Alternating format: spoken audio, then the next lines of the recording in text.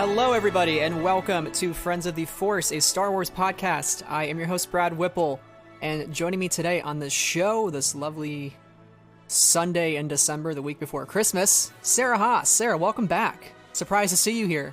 You're never on the show, ever. I'm never on this show, especially when it comes to books. I hate reading. Me too. Reading's for chumps.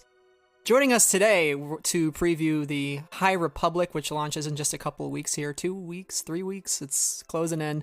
Joining us is Lipstick and Lightsabers. Hi. Alex and Shannon, Hi. welcome back to Friends of the Force. It's been over a year and a half since you guys have been on the show, and last time you were here, we were talking about the sequel trilogy, and now we are not talking about the sequel trilogy. Yeah, no, let's not. Let's jump back in time. Yeah, let's go back in time. We're winding the clocks back to the period of time set 200 years before the Phantom Menace. Yoda is in his prime. He's hitting up the bars with all of his Jedi friends. He doesn't have the cane yet. He's really living his life, as well as all of the other Jedi of the Council. Times are good in the High Republic. Everybody's living on the wonderful high of balance and unity. Things are going good. There's no galactic civil war, but disaster is about to strike very shortly. So before we get started and get into talking about what the High Republic era is, and also discussing the samplers in kind of a light spoiler way, do you guys want to tell our listeners about Lipstick and Lightsabers? Yeah. So Alex and I started Lipstick and Lightsabers about almost 2 years ago. We're getting close to that. It started out as kind of a place for women Star Wars fans to share their stories. Ever since Tross came out, that's been it's taken a little bit of a break from that, but we still really love to hear from people. But Alex and I just really, really love Star Wars. We really love books. We became friends because of our love of The Last Jedi. So we discuss Star Wars every other week. We talk about the books a lot.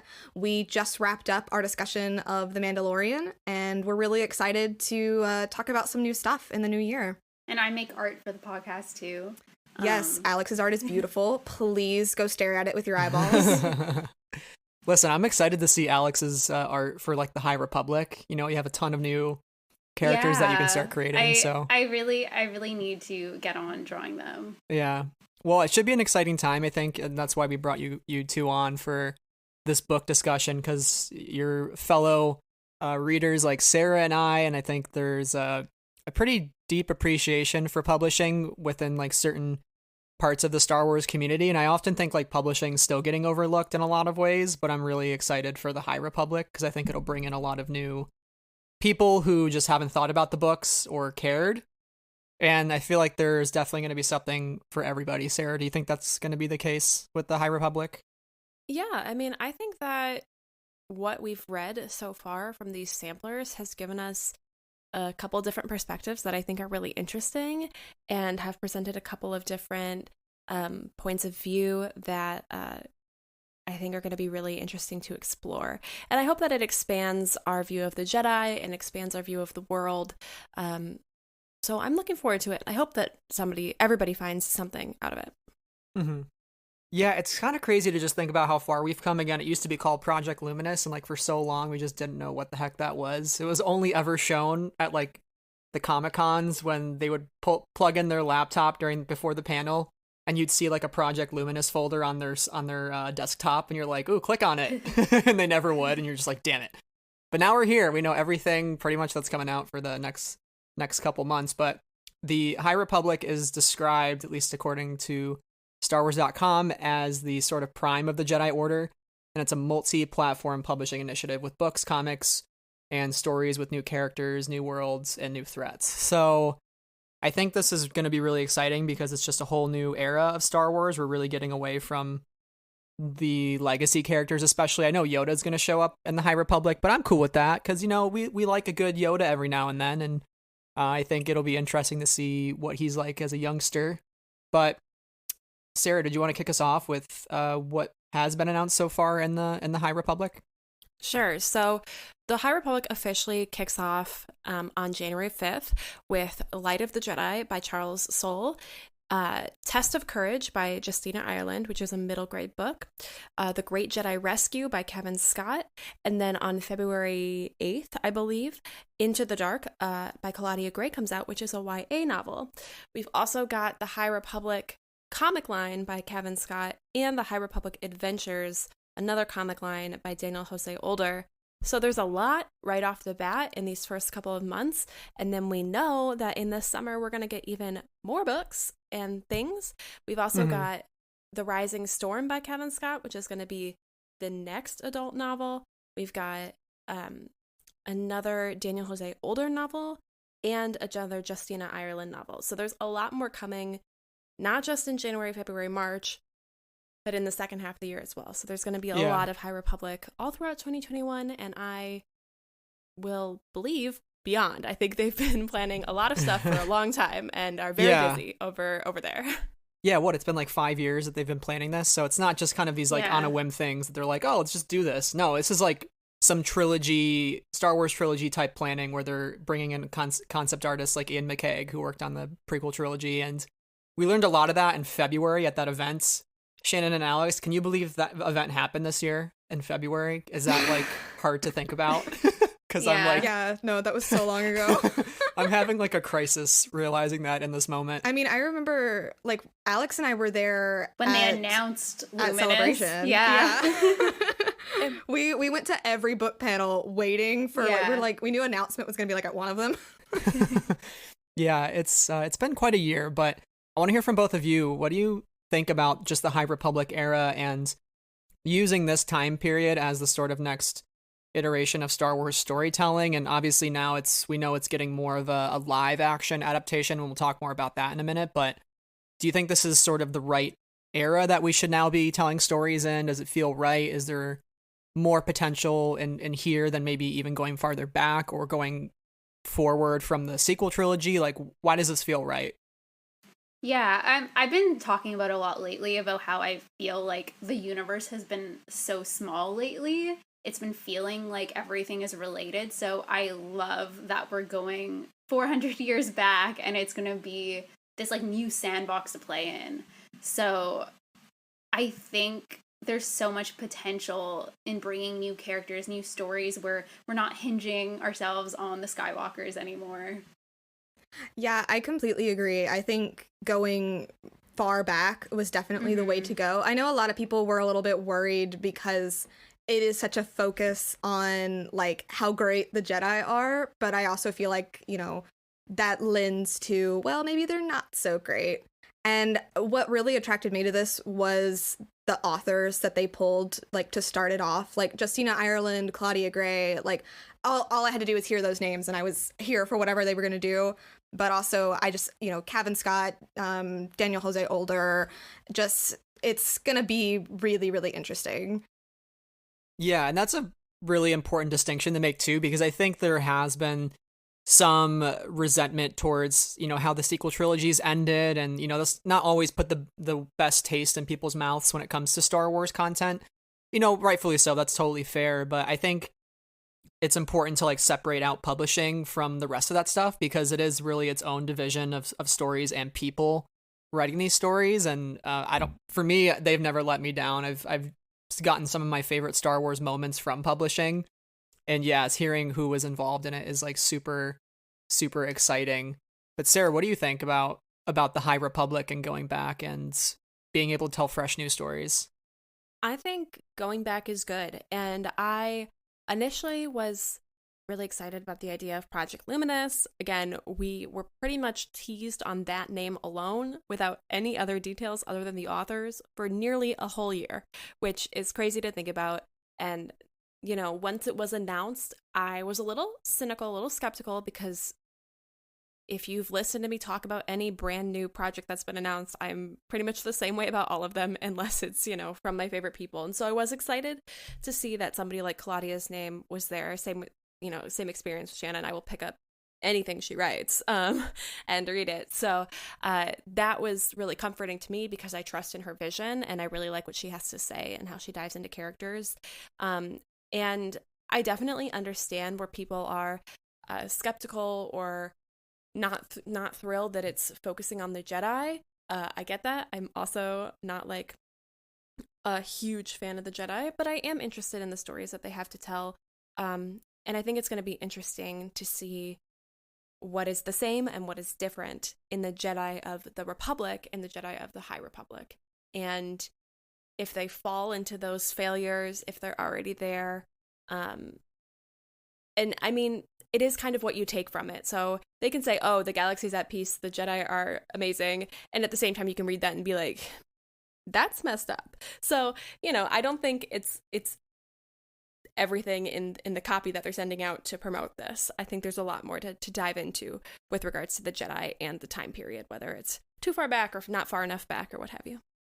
Right, because they also can't market the High Republic as like, oh, you're going to learn how bad the Jedi are and how dumb they are, right?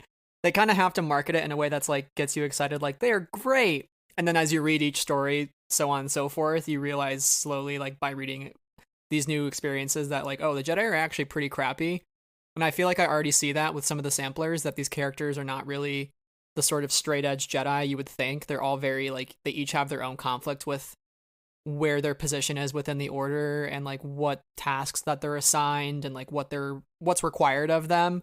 So I already see those sort of seeds getting planted, and like what better way to test the Jedi and make them question their own ways of thinking than like this great disaster, which I imagine is caused by the Nile, who is this new really like brutal savage marauders who, you know, Charles Soule says to the stuff of nightmares. They use chemical weapons, poison, anything that basically can kill you, and they just appear anywhere almost at will. So, and I think too we're starting to see with the High Republic the formation of like the Lost 20, because I get the impression that we haven't gotten those yet at the start of the Great Disaster, and I think whatever happens with these first couple books is going to start delving into the Lost 20, and I feel like the High Republic era is going to be like this grand ironic story of like it is the highest time of the Republic, yet everybody's leaving.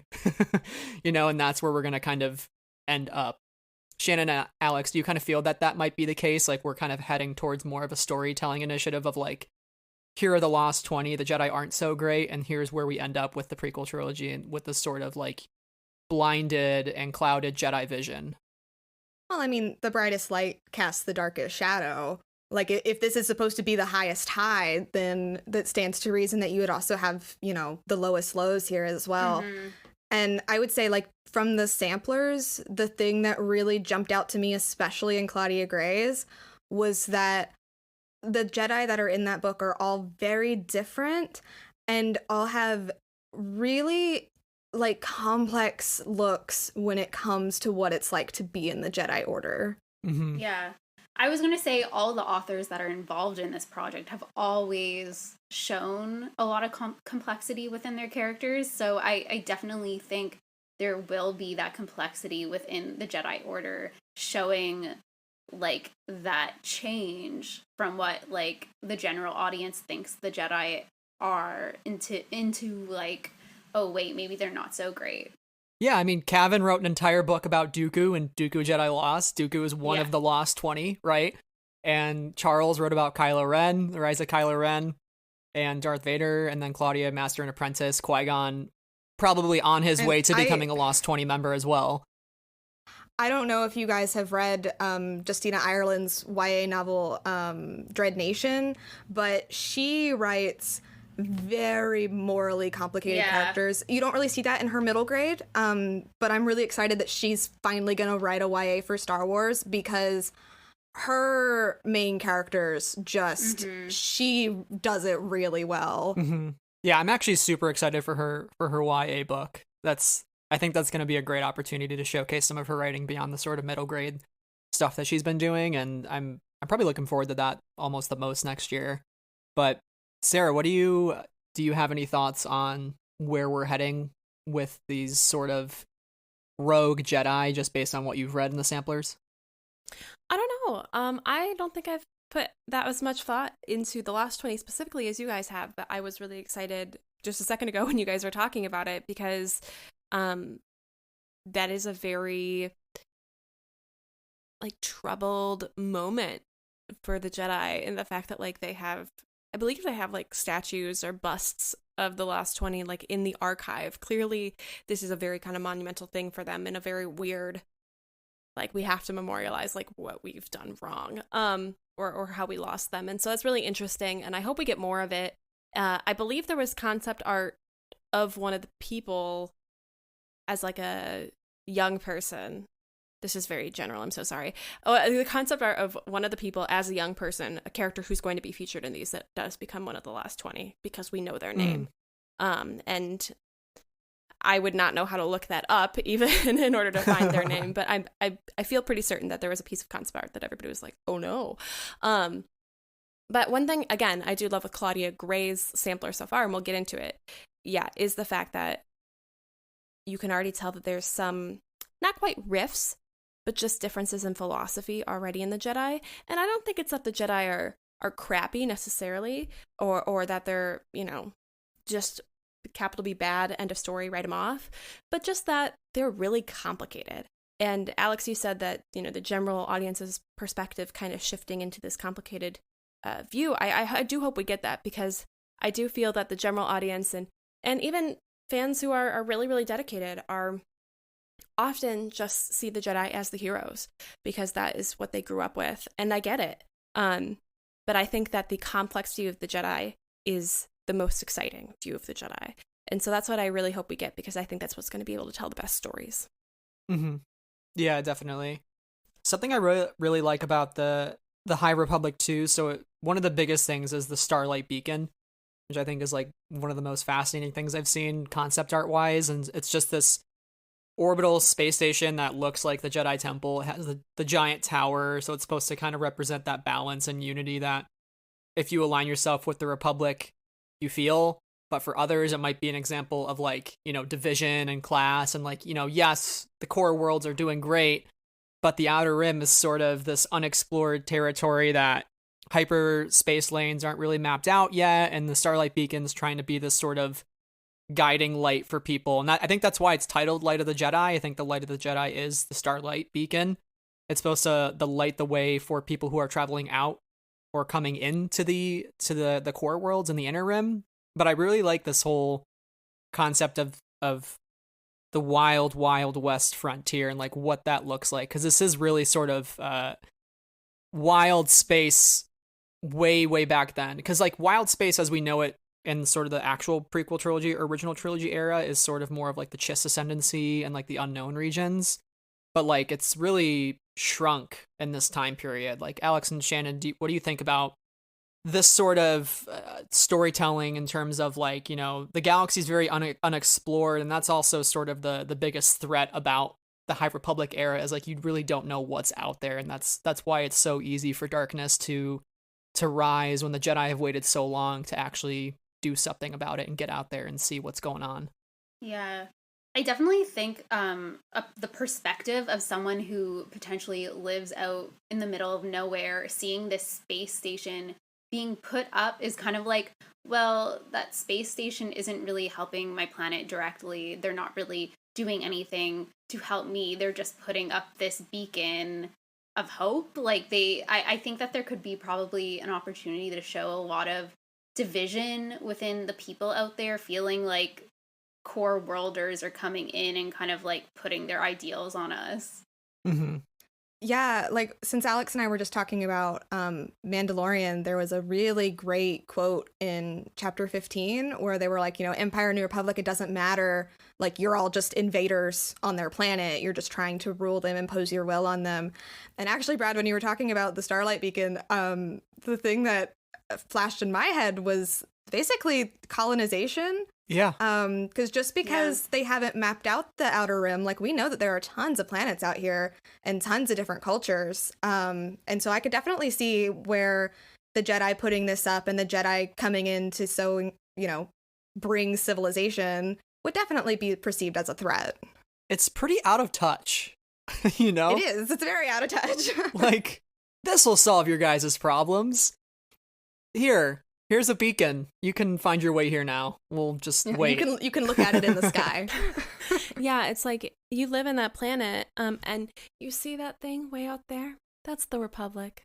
And they're like, yeah, but what are they doing for me? I don't want to be part of the Republic. So it's a star. I think it'll be really interesting to see if we do get a point of view from these systems and these worlds that are now near the Starlight Beacon or are the intended audience of the Starlight Beacon, and how, I don't know actually if we'll, because, you know, the great hyperspace disaster, everything goes to crap real quickly.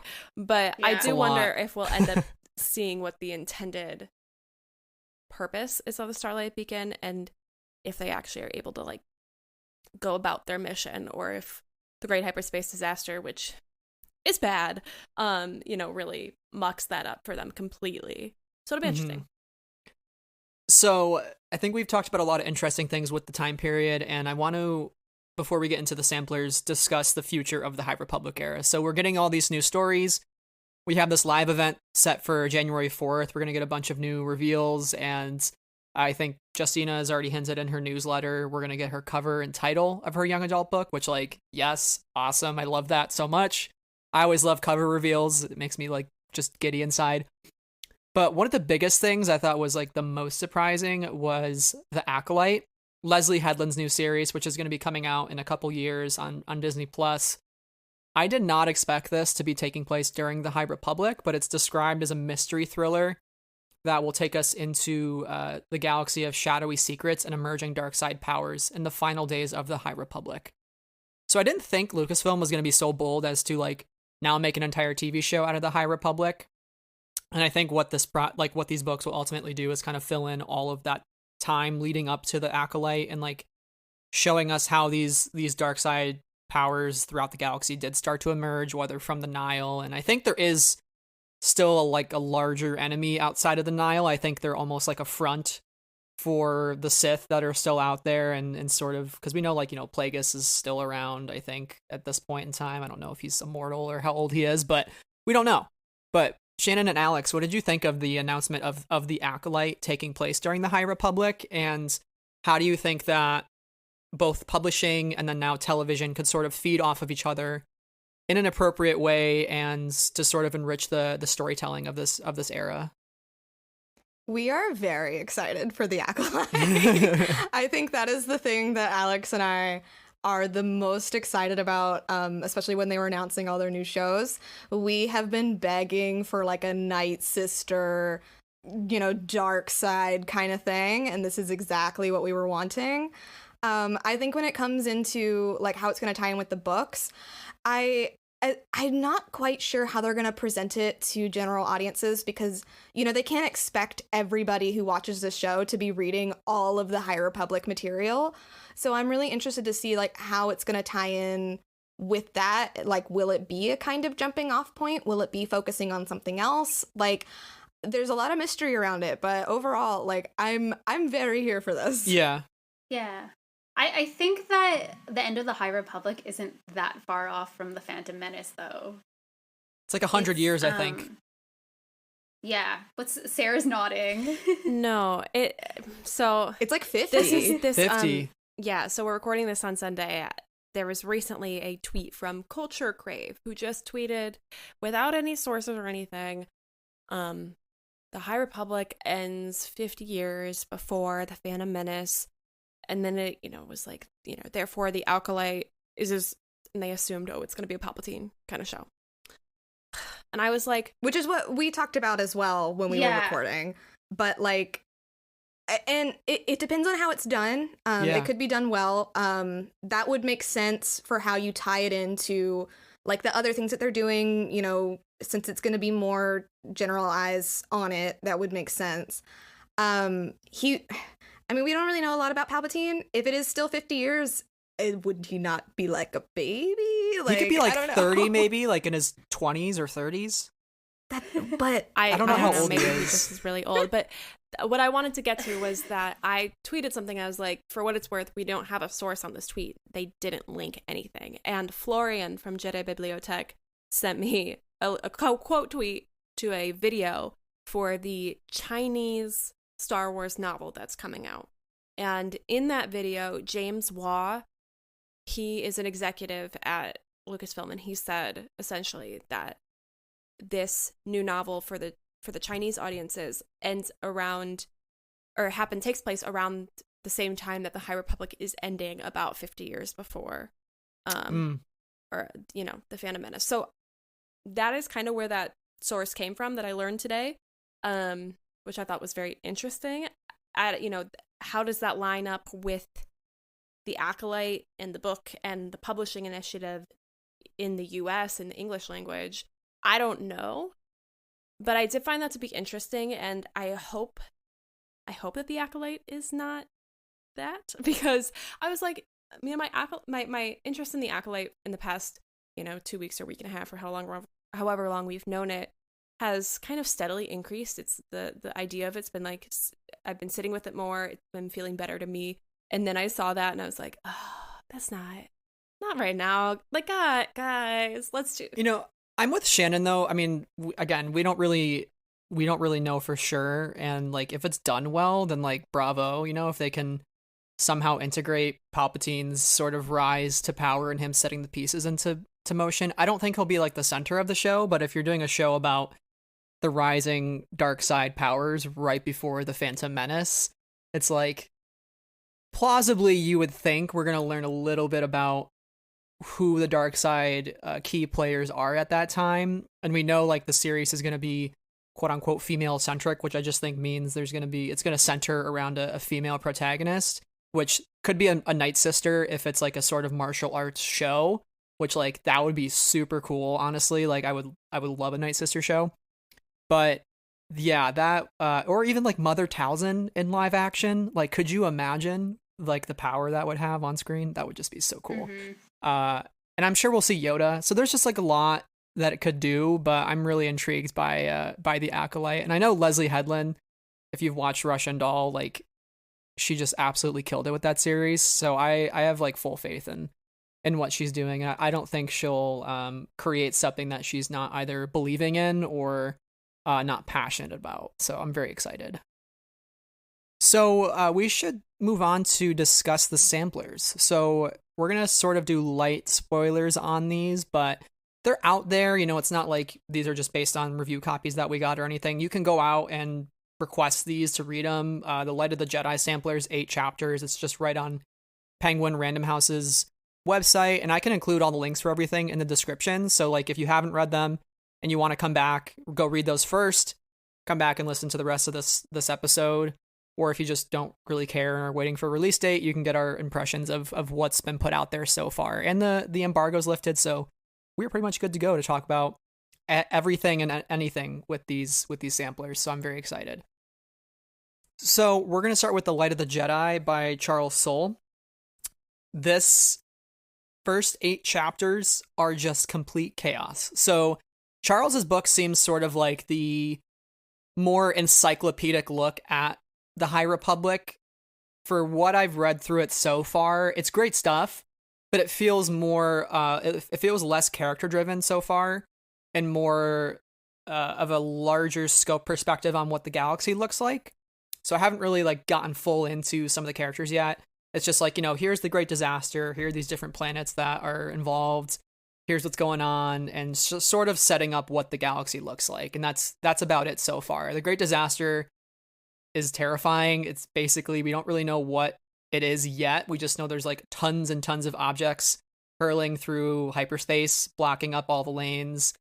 And most of those objects are parts of a passenger ship called the Legacy Run, which is just full of people. So that's sort of the, it's like the worst sort of trolley problem you could think of. You know, it's like, do we steer the trolley towards the one person or everybody? Now it's like, do we, now that the ship is heading towards a planet full of 4 billion people, and then the ship is also full of thousands of people. It's like, what do we do? So it's the stakes have never been higher. But Shannon, I want to start with you. What have you thought of Light of the Jedi so far, kind of introducing us to the Great Disaster, and also giving us more insight to Avar Kriss, the Jedi Master, who sees the Force as a song that sings to her, and she sings back?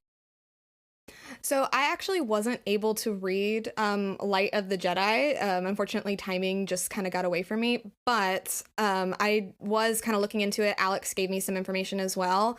And from what it sounds like, I agree. It does sound like it's going to be kind of the book with all of the information and not as much character stuff. Just the one that's going to kind of tell you like this is what's happening, which generally I'm not like super here for. So my excitement for this book has definitely gone down a little bit, but I am still intrigued because, you know, like I want to know what the Great Disaster is, because I want to know like why, you know, why have we been plunged into this chaos? Mm-hmm.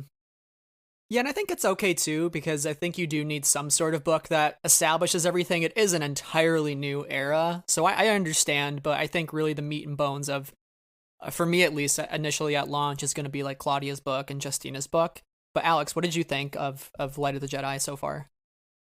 I thought that the whole countdown thing was really interesting. Every chapter, it was like this many minutes until impact. And of course, like in that sample, we didn't actually get to the impact part yet. So I'm intrigued to see like what's actually going to happen when there is the impact that takes place. I was taken out of it a bit. Like Shannon said, there's so many characters. I was having a hard time like remembering what characters did what. Like there is this amazing character who can kind of like almost force bond all the Jedi together, and yeah, it was a little confusing. Like I like my books like very character focused, and when I'm overwhelmed by the amount of characters, it takes me out of it. Yeah, there is a lot of new information to digest. I was like frantically highlighting everything. I was like, oh, that's a new person. Ooh, that's a new ship. Ooh, that's a new planet. And I was like, oh my god, our episode for this is going to be like 4 hours long, because we have to like cover everything and what's going on. But Sarah, how did you feel reading the sampler? So I thought it was really interesting. The first 8 chapters are about 50 pages. In those 50 pages, we are introduced to 10 brand new Jedi. I am keeping a Google Doc because Alex had the same problem as you. I was like, oh gosh, there's so many. What's going on? So I'm keeping them all, hopefully as straight and focused as I can. And the one who can force bond everybody is Avar Kriss. She's the one that's kind of sitting on the ship and meditating and attempting to be the ringleader of this operation in a Force mythical sense. And I think for me this makes sense that this is Charles's book. I have read one of his non-Star Wars novels. He's written 2. There's Oracle Year and Anyone. And I read Anyone, and that was quite a complicated book as well. And it was one that jumped back and forth. The premise of this book is like you can implant consciousness into other bodies, and you can like you can rent time in other bodies, and it's very weird. It's a fascinating concept, but it's again very complicated and a bit of like you have to really have all the info. So this tracks for Charles's writing. I'm not saying that as a dig. You know, some of the other writers are really great with the character stuff, and it makes sense that Charles is doing this book that is a bit more focused on the information and the plot of it all, and just like attempting to give you the lowdown on what's going on in at the same time the most general and the most detailed sense, all mashed into one. And this Great Disaster is really devastating, and the first 2 chapters essentially of this are you getting introduced to people that die, and it's really dark. And I'm curious as well, Alex, to see what that countdown leads to. It doesn't happen for another like 100 pages, I think. So there's a lot of time in between, because I was confused going back and forth between, yeah, but there's like impacts happening now and things are hurtling through space, and is this not the worst of it? So it's very interesting. It's a bit confusing, but I think as we are able to get further into the book, I think it'll iron itself out a little bit. I do want to say, just like as a reader in general, like one of the things I pay attention to a lot is like the first 50 pages, first like 100 pages of a book, because to me, that is kind of like the make it or break it moment. Like, if it's overly complicated, if your world's not making sense, if there are too many characters, like that's when readers start to drop off. So the fact that 10 characters are introduced in the first 50 pages worries me. When you said that, I was like, oh no. So yeah, because that sounds like a hot mess to me. Yeah, I definitely see what you're saying there, and I think they're all part of this battle that's going on against this system. And so I think they're all being kind of put in this battle to name them and mention them, because some of these don't have much more than a name. This Jedi was in this ship and connected to this part. Like, that's kind of part of it at this point. It doesn't And some of them could die too. We don't know yet. Also true. You know. But it doesn't feel like it's weighed down by these in this part of the book. I don't know. I think that's definitely really fair, and I think the momentum of the book pushes you forward into figuring out what this impact is and what the great disaster is. But I definitely also understand, especially if you're somebody who's really interested in like character deep driven books, this one may be a little much at the outset. Yeah, it does remind me, like, on a positive note, Crescent City by Sarah J. Maas. A lot of people either love or hate the beginning of that book because she's introducing and, getting you familiar with a lot of things. And like the meat of the book doesn't start until like a couple of chapters in. Yeah. So like I could see it being that kind of situation as well. So like it's definitely not something to write off. It's just something that like I look out for. Yeah. And like, to be fair too, I've only read the first 8 chapters. I have the full copy with me, so I think I'm going to spend the rest of my Sunday getting more into it. So, and I know Charles, he was interviewed on StarWars.com, and he said The Great Disaster is the first third of the book. It's well over 100 pages of material based on one event and how it affects a group of people in one particular system where it hits with the most impact. And that's the Hetzel system. I love the Hetzel system, by the way. There's like a moon. It's like the fruity moon. Like, whoa, I love that. I love that name. So it's a agricultural system that has 3 suns, which means that there is a lot of light, a lot of ability to plant. And so there's Hetzel Prime, which reminds me of pretzels, which makes me very happy. But there's also the fruited moon and the rooted moon. And there's like a ton of different crops in season all the time. 4 billion people live on the system. So it's a really fascinating place. And we are really, thrown into a moment of chaos for this place that is threatened to be destroyed. God.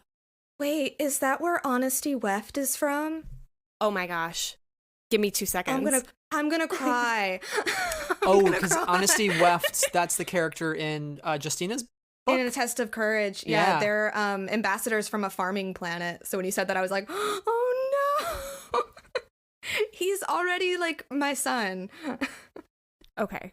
I have to find this information out. He's from Dalna. Okay. It's a both planet has humans and Pantorans. Honestly, Weft's a baby. You look like a baby boy. He is. He's a baby. He's only 12. Aww. Thank you, Wikipedia, for this helpful hint.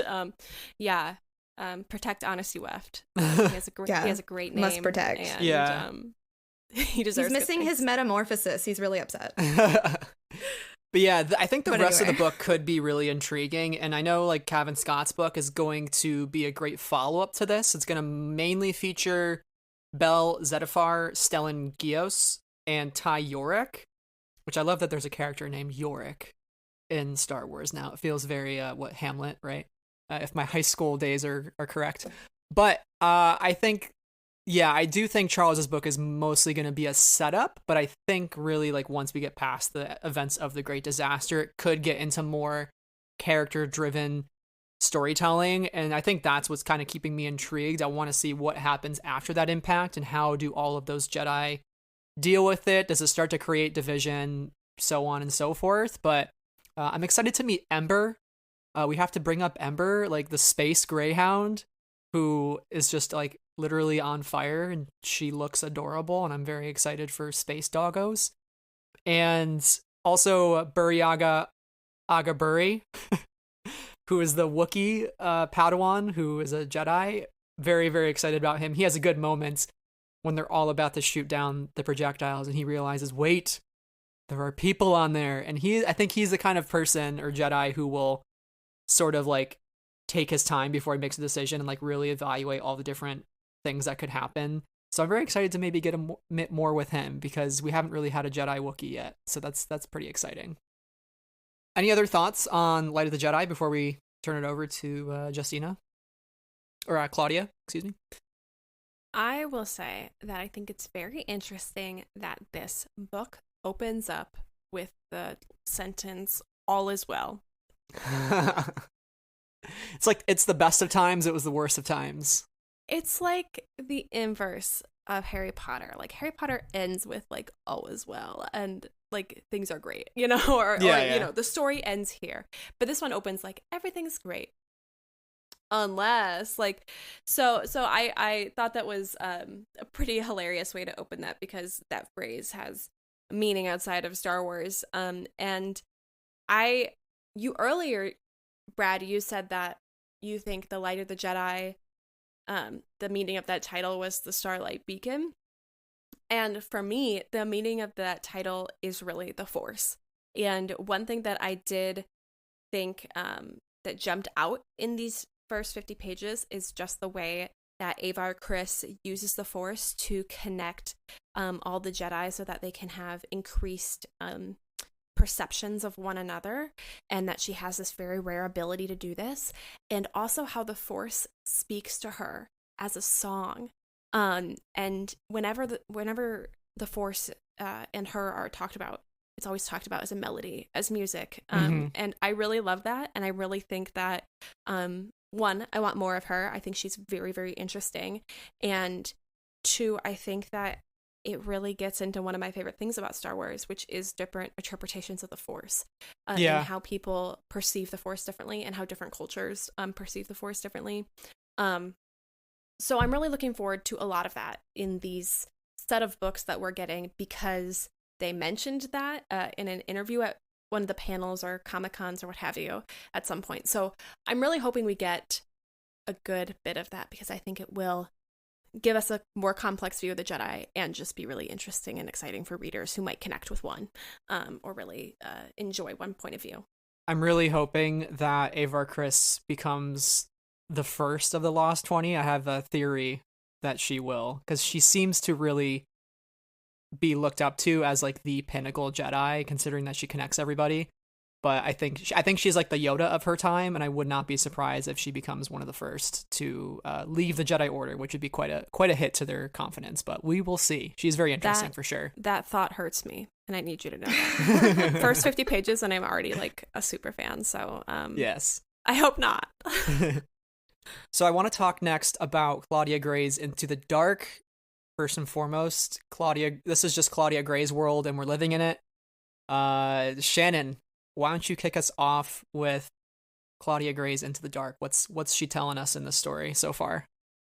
She is telling us the story of these 4 Jedi who are traveling out to the Outer Rim, basically the middle of nowhere. We are focused in on a Padawan who's about 17, 18, named Wreath. And he is a precious boy who just wants to sit in the library and read his books and doesn't want to go on an adventure because there are bugs and dirt. And he just wants to be in Coruscant in the library. And his life is just not going great because they thought they were taking a nice fancy transport. Oh no, they're just with 2 random people who don't even know who the Jedi are. Like, I am so in love with Wreath so much because he is like, Claudia literally made this character and she's like, how can I make him as uncomfortable as possible? And I love that. I love that she started from that. And I'm really excited to see specifically how he is going to grow and change over this book. Mm-hmm. Yeah, there's some great stuff. I just want to say, it's 2 people and Geode, the Rock Navigator. Oh, yes. Navigator. I love that. Yes. That is that is probably my favorite thing of all. Like, I don't even Alex know. and I'm like, there's a rock. Yeah, okay, so for those of you who haven't read the sampler, there is Affie Hollow, who is the character that's featured on the cover of the book with Wreath. Then there's Leox Gyasi, who is the other co-pilot. Then there's just a rock. And the rock just sits there. Named Geode. And Wreath has many moments during the sampler where he's like talking to the rock by himself, and he's like, I really don't understand. And it's like funny how like no one really questions, like, are these people just crazy? No, they like actually kind of start to grow on the rock a little bit. Wreath does. Yeah. Wreath definitely is like the only one who's like, what is happening? But he still kind of is like having a conversation with it, and he's like, I'm just crazy. I don't know what's happening. But they're like, I love this rock. It's so great.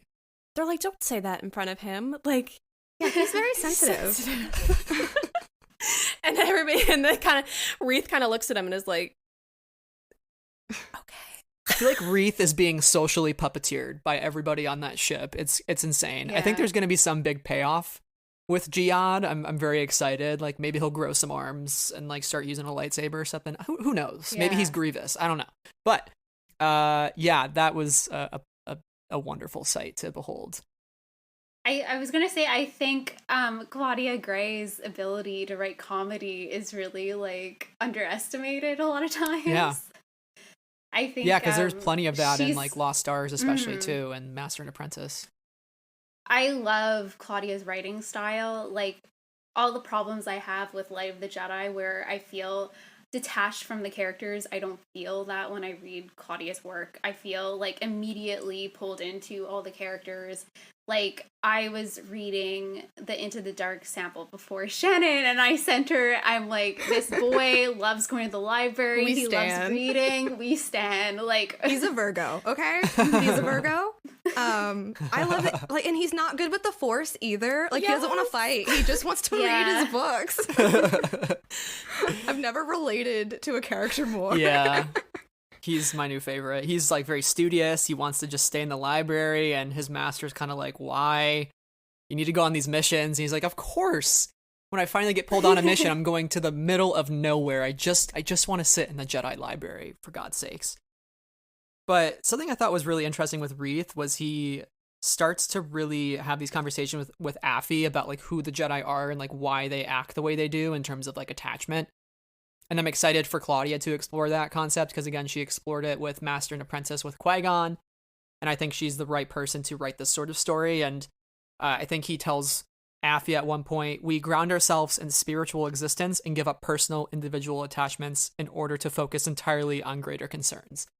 And then Affie goes, so no sex? And I was like, whoa, that was the first time I think that word's ever been said in Star Wars. And then Sarah and I fell down the Wikipedia rabbit hole to try to find out if there were other mentions of sex in Star Wars, but that was an interesting. There were some interesting Jango Fett's quotes in there. It was really weird, but I thought this was really interesting for them to talk about attachment, and like Affie is sort of this person to point out all of the flaws with the Jedi, and it's just like, why do you guys do that? So I'm excited to see like the remainder of the book, how they sort of bounce off each other and have these more nuanced conversations about like, but why do you follow the Jedi's creed? Like, why is it so important that you give up attachments? And maybe that'll teach Wreath something since he's so doubtful already. Well, I think it's really interesting because Affie is a character that is like very unlike Wreath. I think she's going to be a really great foil to him because she's very blunt. She tells it like it is. She's a lot more extroverted. But she also has something to prove. We find out that her mother is a pretty important person, and she's faced with the possibility that she could be dead. And she really wants to like make her mother proud. She really wants to, rise up. So I think, her personal struggles maybe could like have an impact on Wreath. I think that the way that they're going to come together has the potential to be something really interesting.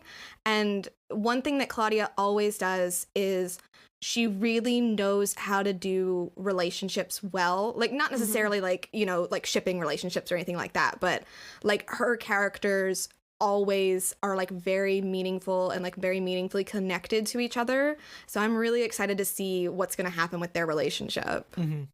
Yeah, I think that this book has presented the most interesting characters right off the bat. Like I'm really excited about Avar Kriss and I think that she's really cool.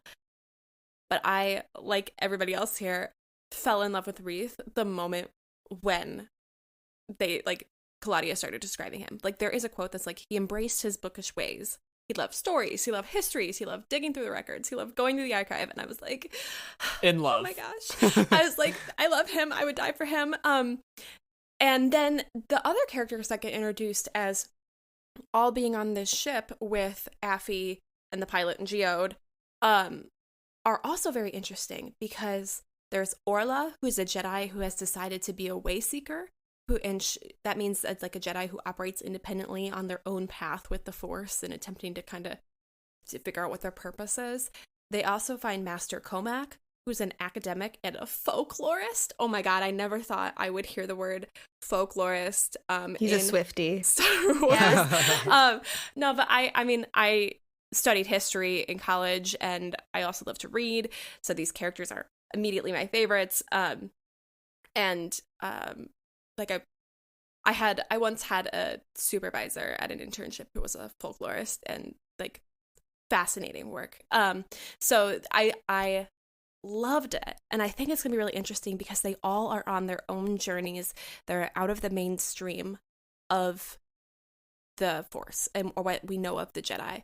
And Wreath's whole thing, his whole question in the beginning is like, there have to be, like, in order for the Jedi to function, there needs to be academics. Like, let me be the academic. And so I love that, and I know they're gonna go on an adventure and do the Force and the Jedi stuff, and maybe what we typically know to be Star Wars. But I really hope we get some more of this really nerdy history book thing, because it's so good and it fed my soul, and I really was so thrilled about it. And I think maybe Affy and Wreath teach each other something about their lives and the ways that they want to be different than what they know, and the ways in which they are the same.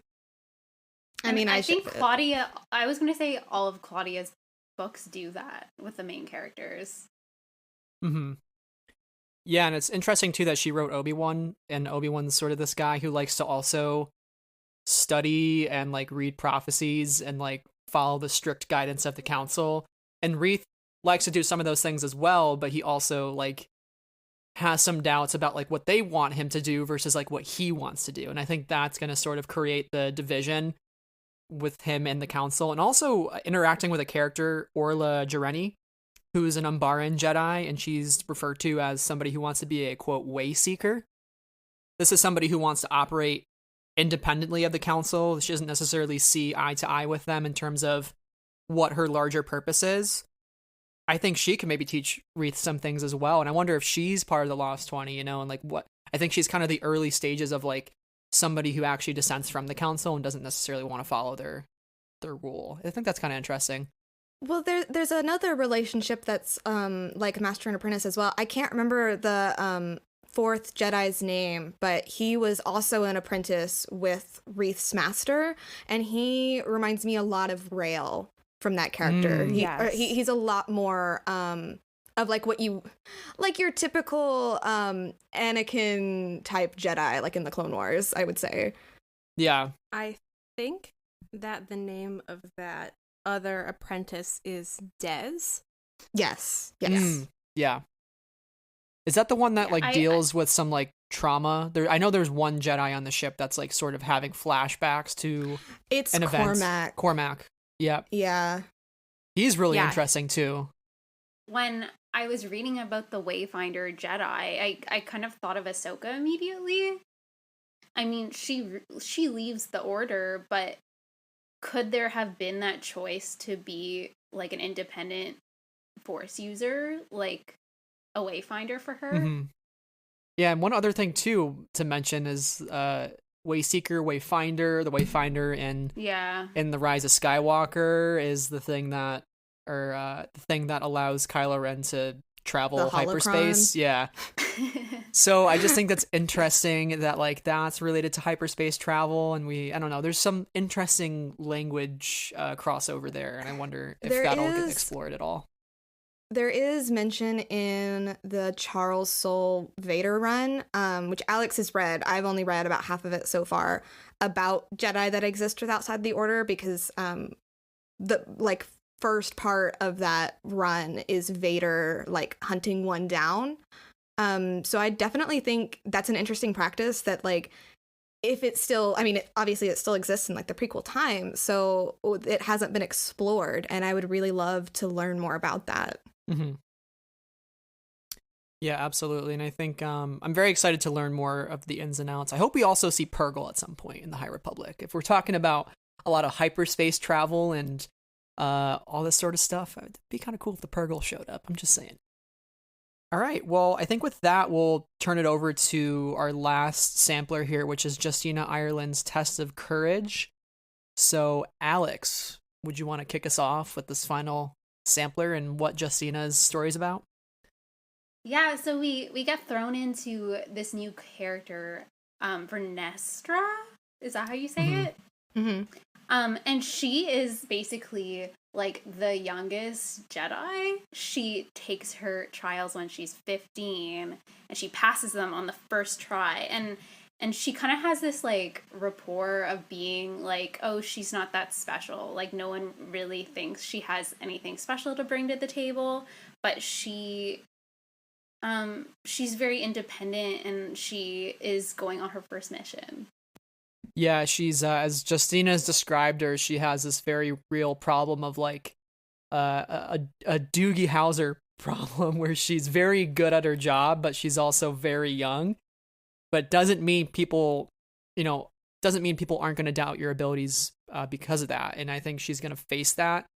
But Justina thinks she's somebody whose other people's judgments like won't bother her as much. But I wonder if that will change with the events of the Great Disaster, and she kind of has to step into a leadership role and also like babysit Sana Staros's like great ancestor. So that's kind of an interesting storyline for her. I really like already the dynamic between Avon Staros and Vernestra, because Vernestra to me seems like somebody who doesn't know how to be a kid. And Avon is definitely like, she's very adventurous. She says like, one day I'm going to be the greatest like inventor in the galaxy. And I think it's just really interesting that already like there is a little bit of tension between them because they don't get along super well. And it really reminds me of like young girls in school. Like Vernestra is very like focused and like disciplined, and she knows what she's doing.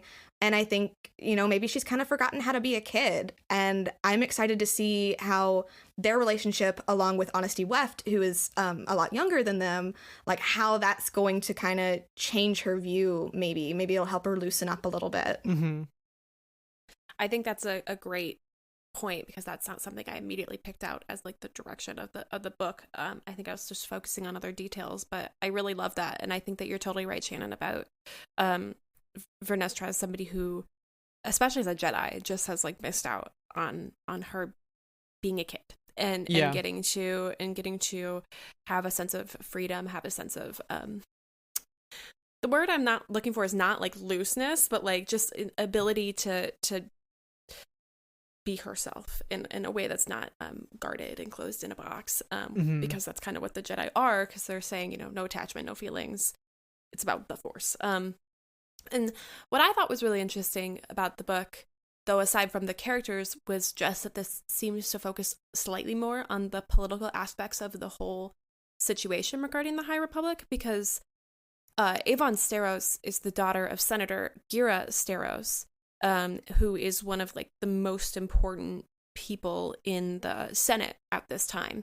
And Vernestra's job on this first mission that she's doing independently is to be a bodyguard to protect Avon Staros. So I think that that's really interesting, because we are getting a bit of a different side of not exactly the Jedi thing, but also the politics thing, which is what I come to the Star Wars for. I love the politics thing, dang it. So I hope that we get touches of that throughout the book, even if they go on a fantastical adventure. You said bodyguard, and my brain went bodyguard Senator AU.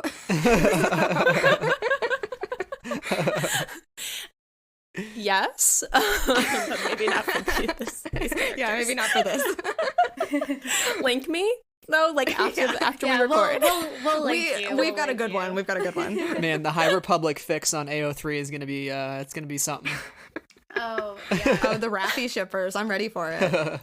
Claudia might even write her own fanfic. You never know. Yeah. Claudia, drop your Hope so. profile name, please. We won't tell anybody. I thought notably too about Justina's book is it's the only one that doesn't take place during the Great Disaster. It takes place after, it looks like, because on page 19, and Sarah, you noted this in your notes, there's a quote that says, quote, "Because of the recent hyperspace disasters, we will be spending more time traveling by sublight until we get to a safe jump point mid-system." So it seems like this is taking place after the disasters already happened, or maybe there's a bunch of smaller events that sort of precede it, and they don't realize those smaller events that people have been hearing about are actually going to lead to one giant one that hasn't happened yet. Yeah, so this is something I'm currently confused about. I think I will figure it out as I actually get to read and finish all of these books, but I want to note that this is page 19 in the NetGalley sampler, and not the book itself. But I thought that was really interesting because it made me question if there were other smaller events. Because from what I understand, the dedication of the Starlight Beacon happens, and like Avar Chris and those folks are there. And then they were held there after that happened by some guy who was trying to give them a tour of something or other. And that's why they were able to come to the Hetzal system when they were, because they were in the area, whereas many other Jedi and other people who could have provided any sort of help were much further away from the system at this point. But in a test of courage, I believe, if I remember correctly, she's guarding Avon Steros on the steady wing as it's going to the dedication of the Starlight Beacon. So I'm not sure. I am not sure.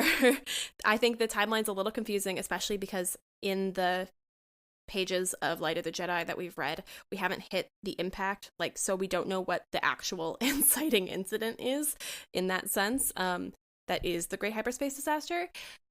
So I think we're getting pieces of it, and I hope that's fleshed out a little bit more. And yeah, Into the Dark, they're in hyperspace when things start to get a little crazy cray for them. So yeah, these are all happening at slightly different times, but at the same exact time.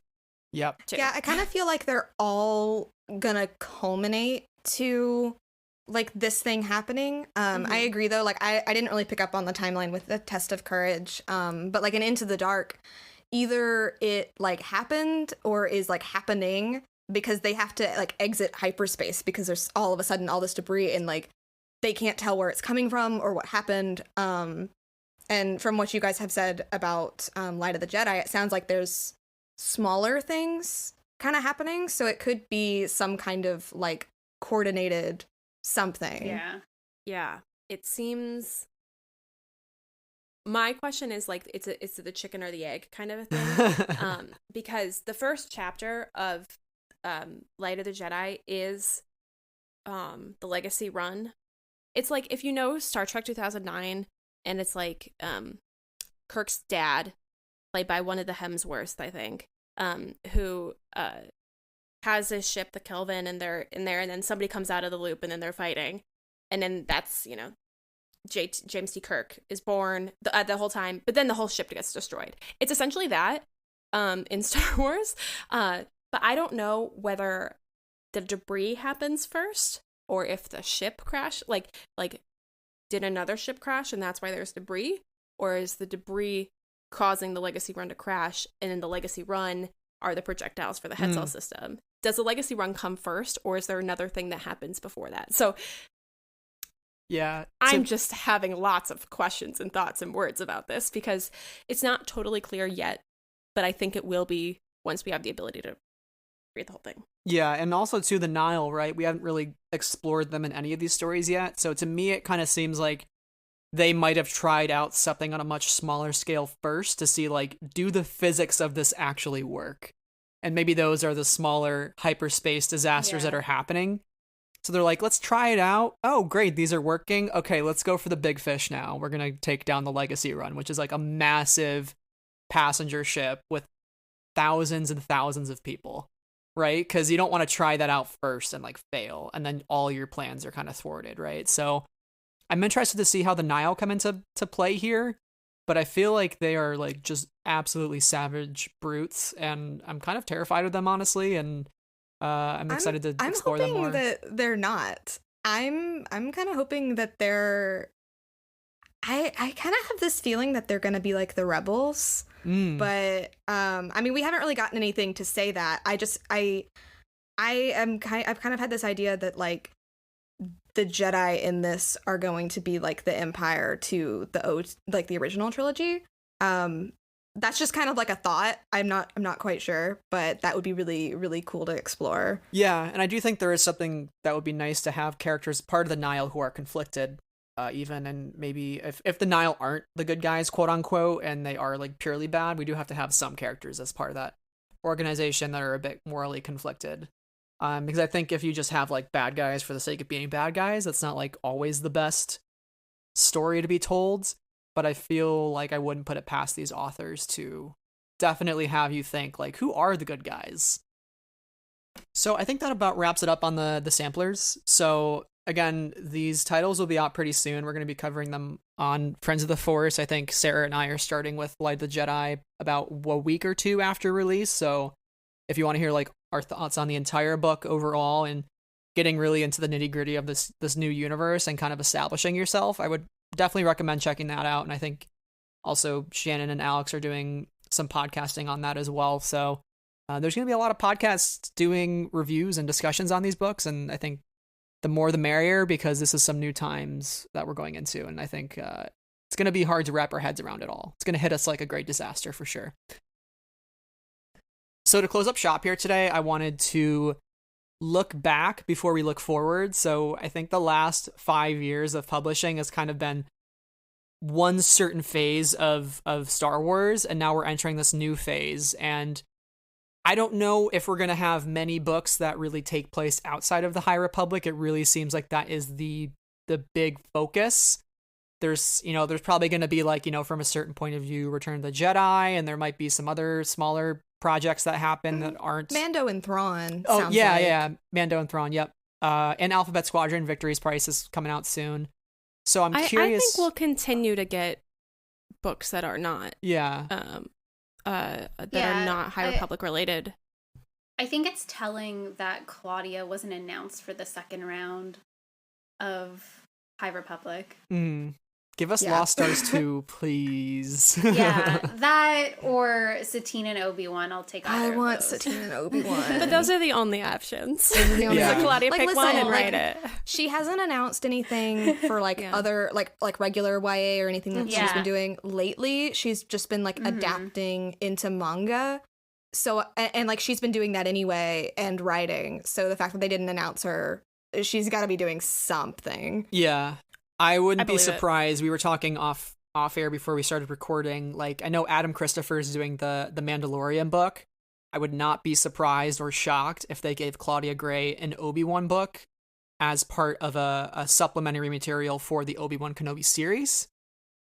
That would be really cool, honestly. Like, I would eat that up so quick. Like, it would be amazing. But yeah, I mean, Claudia Gray in the last 5 years has definitely, I think for me, been the like toppest tier of Star Wars authors. Like she is able to really write character-driven stories, and I think for me in the samplers, like Into the Dark has been my favorite one so far, and that just is a testament to her skill as a writer and making you care about what you're reading. And I know a lot of us have had her stuff on our lists, so we're gonna go through our top 5 each, top 5 books that we have read in the last 5 years to sort of close out this era of Star Wars storytelling before we really take that next leap into a larger world. So I want to start with Alex with your number 5. It's the solo novelization. It's very good. It's my favorite. It's my favorite novelization. It adds so much more to that story that I think was missing from the movie. And it's great. Mur Lafferty is a great writer. Solo is just a great book. It's definitely Revenge of the Sith novelization is probably my favorite, but it's technically not new canon, I guess. Mm-hmm. Yeah, the Solo one, I read that last summer, and it's incredible. Like, if you were kind of iffy on Solo, I really recommend reading the novelization. And Shannon, it's not your number 5, but it's your number 4. So do you want to add your thoughts on Solo here as well? Yeah, like, I just, man, the Solo novelization is so good. Everything that I was like lacking or was like I thought was missing from Solo is in that novelization. She gives so many more perspectives. You get so much more L3, you get so much more Kira. There's so much more like emotion happening in that book. Like, it made me really, really love Solo. Alex and I have talked about this as well. Sometimes it makes us like angry with Solo because you read that book and then you watch the movie and you're like, but why? But like, it just, all of the Solo tie-ins were so good, but I feel like having Mur Lafferty do the Solo novel, like, it completely surprised us. Chewbacca uses detangler in the shower. Like, that alone is a detail worth reading about. So I just have to put that out there. I love all the little added details. So, Shannon, what is your number 5 though? Speaking of which. Completely shocked. My number 5, and I mean that seriously, my number 5 is Master and Apprentice from Claudia Gray, which, I mean, we've sung her praises. I love Claudia Gray, but I'm about to make so many people really angry because people get angry at me on YouTube when I say this. I don't like Qui-Gon Jinn at all. I cannot stand him. I'm sorry. But reading this book definitely gave me a new perspective and a newfound respect, and I loved like the time that she set it in. I loved the situations. She introduces new characters like Pax and Rahara. I have some issues kind of like with the end of that book, but I feel like the way it made me think about things and the fact that like I still think about some of the stuff that was mentioned in that book just says so much. And the fact that I wasn't expecting to like it, even though it was Claudia, like it really surprised me. Mm-hmm. Yeah, it was a pleasant surprise at Celebration too to get that awesome cover, and everybody was like speed reading it every day, and we didn't get it. We didn't get it. It's tough. It's so we tough. tried every single day. Listen, if for those of you listening, and if you haven't been to like a Celebration yet, or even like Comic Cons, sometimes at New York Comic Con or San Diego, the Del Rey booth will usually always have fun samplers you can take or like an exclusive con edition cover. Like, rush that booth the very first minute of the day that you get there, because you're going to want to pick up those exclusives. And sometimes you won't always get them. They're really hard to get, but like definitely worth it if you keep an eye out. So I think like the last day we were like one person away from the cutoff. Oh gosh. Yeah. We were really close that last day. Oh, that's so frustrating. Also, my note is like, be nice to the Del Rey booth people. Yeah. They're lovely. Yeah. Awesome. Tom puts up with me every time I show up at the Del Rey booth and just kind of hang around there, because I am like, this is where I feel the happiest at this convention. So thank you, Tom. Yeah. Tom gave me the Alphabet Squadron paperback, and I was very happy about that when we in New York Comic Con. Thank you, Tom. So yeah. I think for me, Master and Apprentice is like a really surprising novel as well. Not because I'm not a fan of Qui-Gon Jinn, but just because I didn't, for some reason, I guess I didn't expect it to give it, that it gave me like the depth that I It was very complex. I was very shocked. I was very I feel like it really complicated my opinion in a positive way, and I really appreciated like the relationships that were deepened in that book. And Pax and Rahara are great, and if you haven't read Claudia's Constellation trilogy, I think is the trilogy name. It's Defy the Stars, Defy the Worlds. They were really reminded me of those characters. Yeah. And I also just really love that series. So if you're like a YA sci-fi person that's like trying to find sci-fi, the Constellation series is where it's at. Listen, when Pax like picked up Rahara's gloves off the ground when she had like been captured or taken, I was like, how dare you hurt me in this way? Like, where's their book? I ship them so hard. Yes. It's the Constellations trilogy. That's what it is. Yes, go read it. Okay, see, That's exactly what it I've read is. it. Here's the thing. Don't listen to the audiobooks. If you decide to read them, don't listen to the audiobooks. Oh my god, you're so right. Yeah, the Russian accents are really bad. It's that, and then it's like his robot voice, but he's like doesn't. No, Okay, you guys we'll are have a talking about conversation. two different Oh, things. wait. Shannon, you're talking about the other one. No, you're right. I'm thinking about A Thousand Worlds. 1,000 Pieces. A Thousand yeah. Pieces of You. Okay, That's what I'm yes. thinking of. Never mind. Yeah. I rescind my statement. Just read the Claudia Gray books. Just Don't read worry about the everything. audiobooks. Not every audiobook is as awesome as the Star Wars audiobooks are. If it says Claudia Gray on it, purchase it. I think that's the the big message here, because she's again, she's fantastic. We have a heart meme in here on our Google Doc with Claudia, and she deserves it, honestly. Sarah, what is your number 5 book for Star Wars?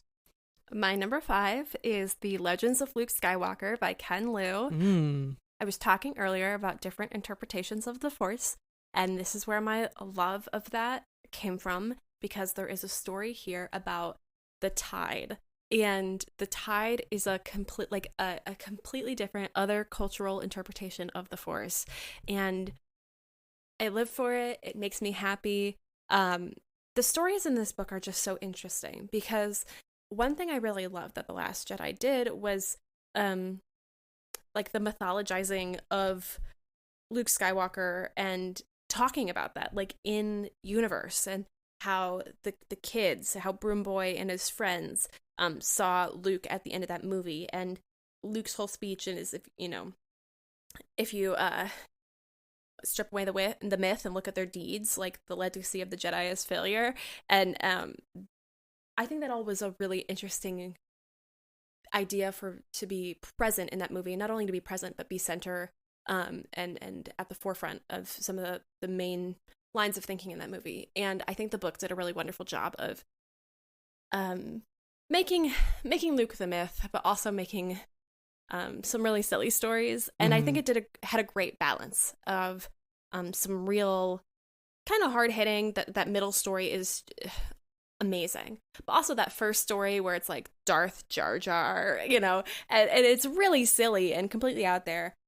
I just really loved all the different stories we got in this book. Yeah. And I would love more books like this one that are a little bit different than myths and fables, which I think those are really interesting as well, but they're a bit more abstract.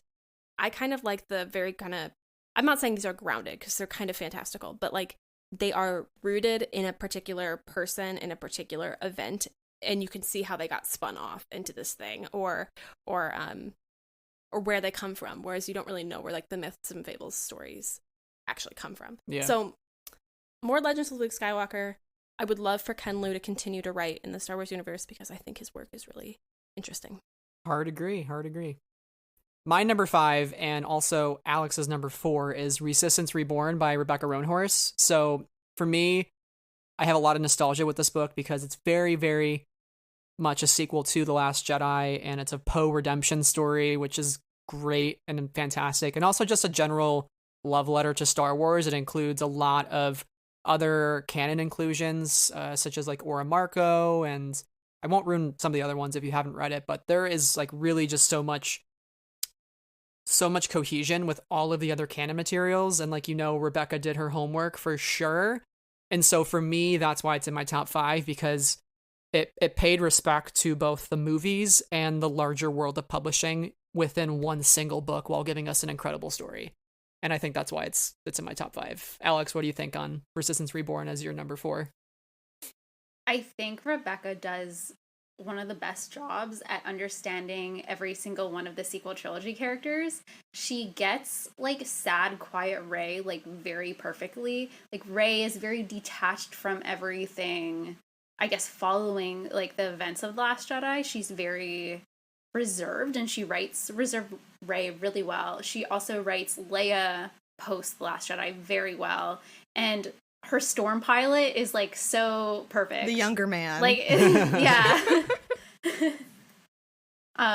But yeah, like I love Storm Pilot, so I was glad to see that included in that book, and then I was really let down by The Rise of Skywalker. Yeah. I feel like Resistance Reborn, and like we've talked about this before, but like it really like set these expectations for The Rise of Skywalker, and then like one of the biggest feelings I got watching Rise of Skywalker, especially at the end, which I won't like talk about because I don't want to spoil the book, but I felt like what was the point of publishing this book?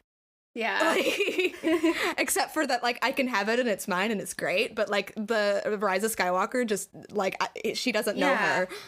Unfortunately, The Rise of Skywalker makes it feel like fan fiction. Yeah. Yeah. The Resistance Reborn, like if you haven't read that and maybe you're feeling a little down on The Rise of Skywalker, I couldn't recommend it enough because it is truly like it's truly well thought out and well written, and every character is in character, and it's just it's all around a fantastic read. You won't be able to put it down. It definitely made me feel better though reading it before. And I think that's why I'm so nostalgic for it, because it's like right before I had some certain feelings. But Shannon, we talked about your number 4, which is Solo. Sarah, I'm going to save your number 4 for later on because we all have our matching number 1s being your number 4. So we're going to keep that. And I just want to say, before we go there, there's no real reason why it's at my number 4. It just kind of landed there. I love it so much. That's okay. We'll talk about it later. Sure. That's okay. Sure. That's what they all say. No, she hates that book. Listen, you canceled me. I can cancel you. Yep. It's fine. Yes. Okay. All right. So my number 4, also Alex's number 2, is Dark Disciple by Chrissy Golden. This book, I don't know why it took me almost 4 years to read this book. I read it for the first time last year, and I could not put it down. It was incredible. And also, it's Shannon's number 3. Sorry, we're doing a little table here. This book is like steamy as heck. It's a love story. It is very surprising in certain aspects. Makes you feel a lot of different ways. But it's a great read. It's like one of the best things that come out of the new canon, and it was supposed to be a Clone Wars arc. Didn't end up getting turned into an animated, portion of the Clone Wars, but instead became a book. And I think there was some input too from Katie Lucas as well. She was originally supposed to write the scripts for those episodes, I believe. And yeah, she has a foreword in the book, which is already it set the tone. It was so good. Yeah. So this book, if you haven't read it, like I couldn't recommend. I'm surprised it wasn't higher on my list, to be honest with you, but it's truly incredible. It follows Asajj Ventress and Quinlan Voss, and some surprise mentions as well in appearances. But Shannon and Alex, with it being your number 3 and 2 respectively, what did you think of Dark Disciple? Dark Disciple is just so good. My top 3 kind of interchanges a lot. Dark Disciple just did something for me that I was really looking for when I started reading Star Wars books, and it was that complexity. It was showing, like different sides of things, and like I read this book without watching any of the Clone Wars, and it still made perfect sense to me. Like I feel like Christy Golden just did something so special, and it breaks me every time, but like in such a good way. And I honestly wish we had more books like this. Yeah, I was gonna say, you guys are all like Claudia Gray this, Claudia Gray that, but I think Chrissy Golden is as good as Claudia Gray. Hands down. Like I really wish she was still writing Star Wars, because her books are so good. I think that Chrissy Golden doesn't get enough credit for her writing. And like I have another Chrissy Golden coming up on my ranking, but she does such a great job at writing just like gray characters and like murky motivations, and she does such a good job with Asajj Ventress. It's my favorite Asajj canon. Like it is definitely my favorite version of her. Yeah.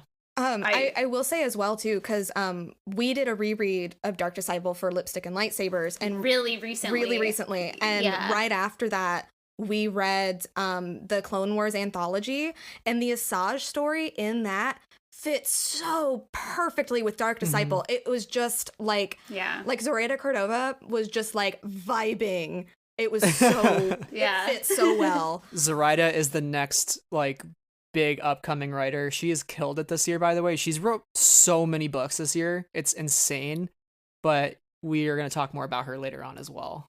She's incredible. I would like to say, Shannon, I really appreciate you saying that it's a book you picked up without watching the Clone Wars and feeling that you totally got through it and understood it, because probably the main reason why I haven't read it yet, you can cancel me now, is because I haven't watched most of the Clone Wars and feel like I would be missing something. Oh no, I literally have 2 copies of it. I have an old arc of it, and I have like the mass market paperback of it. And like the only reason why I haven't watched it or read it is because I'm like, but what if I don't get it? Like, listen, I still have not seen any episode with Quinlan Voss, which I think is for the best, because I don't care what he looks like. I don't care. He's Michael B. Jordan, okay? That's who he is. That would be actually awesome. Yeah. So speaking of Chrissy Golden, so Alex, you and Shannon have this shared top 5 coming up as well. So you want to kick it off with another golden hit? Yeah, Inferno Squad. This book came out with Battlefront 2. And I feel like no one ever talks about this book, and it is a pain train. It is so tragic.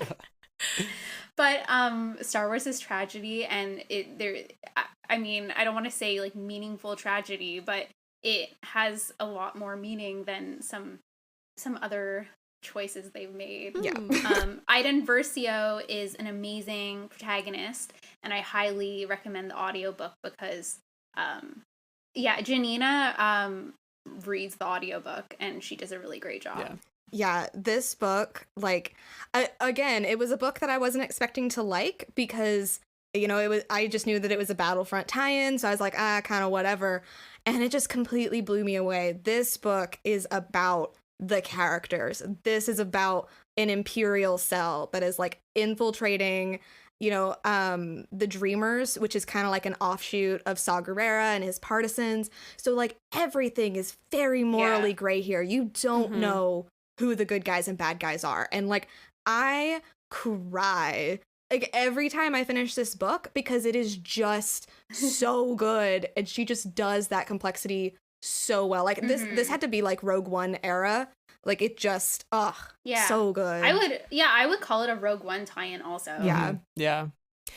I really think that Iden being at the center of it, like Iden is such an excellent character.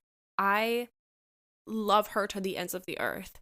And I think it's really interesting, like with her dad and then with the squad, Dell, the video game, you know, what happens there. Excellent stuff.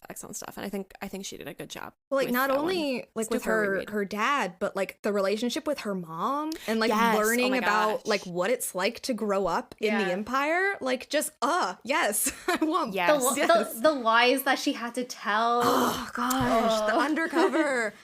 I need to reread this book. The ball, there's a ball, there's a dress up. Yeah, like, they do fancy dress. There are ships. Like this something book has for it all. everyone. Yes, listen, it all. I just want to put this into the universe. If Mando and just shows in general are going full on with these cameos, can we please, for the love of God, get Janina Gavankar into a Star Wars TV show playing Iden Versio? Whether it's during the Cassian Andor series, I mean, just think about it, Lucasfilm. I mean, like Mando's time would be perfect because she is with the rebellion at that point, and she fought in the Battle of Jakku. Mm-hmm. Yeah, I mean, there is an excellent opportunity to, and again, her character in the Battlefront video game was literally CGI'd off of her using motion capture, so there's absolutely no disparity or continuity error that would happen there. It's just incredible. It needs to happen. And another tie-in, her daughter is in Resistance Reborn. Yeah. Oh, yes. Yeah. So there you go. Those are two. Again, all these top 5s are our top 5s for a reason. Read all of them because they're great. They're great. They're awesome. Shannon, your number 3 was Dark Disciple, which we've discussed. So Sarah, what is your number 3? My number 3 is Claudia Gray. No surprises. Here with Leia, Princess of Alderaan. And I thought a bunch about what I wanted this top 5 to look like. and, what to have on it, what to not have on it. And I went back and I really thought about Leia, Princess of Alderaan. And if there's one thing that sticks out to me more than anything else in the book, it is the final line of the book, which crushes me into a million pieces. And I won't say it if you haven't read it. I highly recommend it if you need to cry because it hurts. I don't know. But I think it's once again like an excellent interpretation of Leia from Claudia Gray. And I really loved the fact that we were on Alderaan. We get a bit of Last Jedi tie-ins with Holdo, with Crate. Leia is just a young girl who is going through these trials that she needs to go through in order to be kind of like anointed as like the next Queen of Alderaan, kind of a deal. You learn so much about Briha. Bail is there, and if you know me, I love Bail Organa. So this book is an all-around winner for me, and again, it's really that end line that just solidifies the whole book as something really special and reminds you of the tragedy that ensues in the nicest way. But yeah, again, wonderful work by Claudia Gray. This one, for me, I totally have to reread soon because I've been thinking about it, and it's sad. It's good. I love it. So for my number 3, I'm going to save that last because Sarah, it's your number 1, so I'm going to let you take that one over. Alex's is number 2 is Dark Disciple. Shannon's number 2 is Inferno Squadron, so we've already covered those. My number 2 for Sarah and I, we stan. It is the incredible Alphabet Squadron by Alexander Freed. It is the first time I realized I could actually care about pilots in Star Wars, because I think heading into the book, I was initially like, why is it called Alphabet Squadron? That seems really silly. And I was like, is it like alphabet soup? Like, what's going on? And you come to realize that Alphabet Squadron is really this sort of mismatched group of people who, they have the X-Wing, the B-Wing, the Y-Wing, the U-Wing, and that's why it's kind of dubbed that jokingly by the other pilots in the rebellion, the new rebellion, post-Empire world. But I think what this series and this first one specifically that I'm talking about, it does well is it paints all these new characters that have such rich histories, and it's like, how do you kind of bring them together to form a team of people that are gonna fight for each other when, like, when the stakes are higher than ever before? But Sarah, what did you think of Alphabet Squadron? Like, why? I mean, you and I like shout from the rooftops about this book all the time. Yes, I love this book so much. What I think Alexander Freed does so well about this book is that he leaves no detail to the side, and he really builds a world that is fully realized, fully immersive, and his characters are just so excellently rich and wonderful. And I think Alphabet Squadron, and I put Alphabet Squadron over Shadowfall just because I devoured Alphabet Squadron. I had a 2-hour commute to work on the train the summer that this came out, and I read it to and from the train in like 5 days. And it was just so wonderful to really understand these characters, see how they tick, and see them all come together despite all of their many differences. And I can't believe we're getting a 3rd novel in the spring. I'm gonna cry so much. But I really, really love the rich world and the rich characters that Freed brought to the table with the characters of Alphabet Squadron. Yeah, absolutely. I'm excited for Victory's Price and Will Larka's baby. That's all I'll leave it at. Sarah, did you want to talk about your number 1? And then Alex, Shannon, and I are going to talk about the true number 1 right after that, but you can kick us off. I'm just teasing you. Yeah. So my number 1 is the only one that is different than everybody else's number 1. And it is Bloodline by Claudia Gray. Now, I probably am a little partial to this book because it is the first canon book I ever read.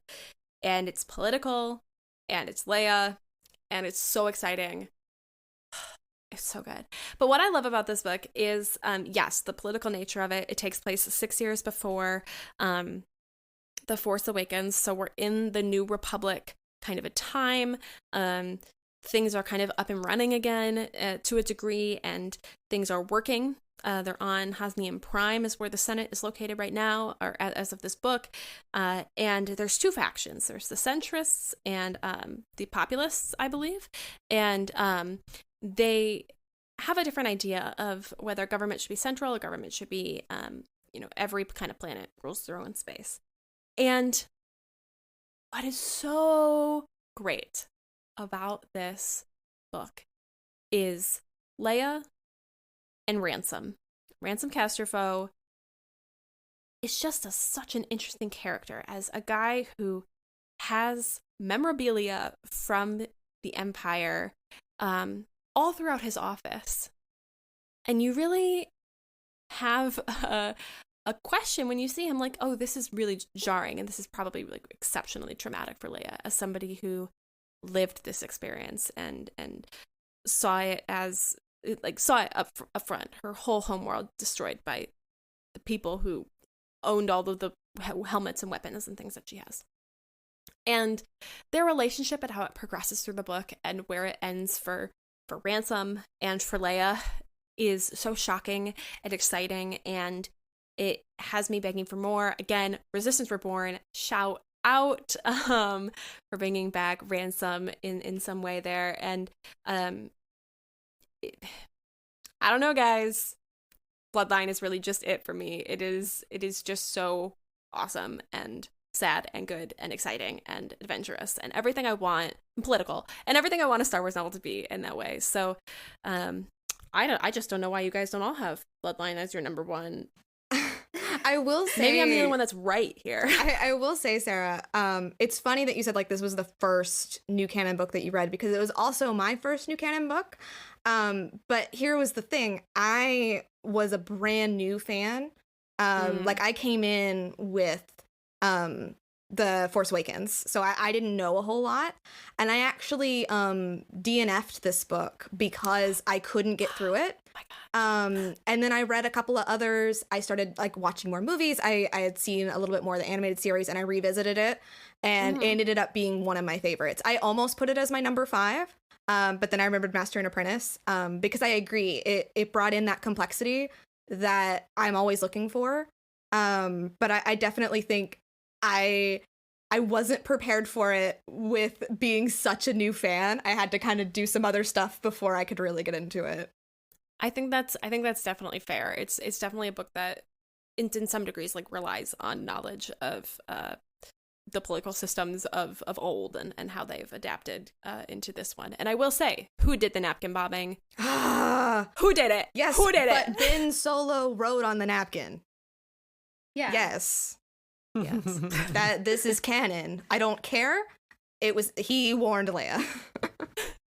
Anyway, it's so great, and there's so much intrigue there. So I'm glad you ended up coming back to it and really enjoyed it, because I love that Ryan was involved in Bloodline. Yeah. Yes. Yeah. What happened there though? Like, what changed? But also, I think that makes sense for me. Because I think for me, the one thing that I really wish we had more of in The Force Awakens was more of the political aspect.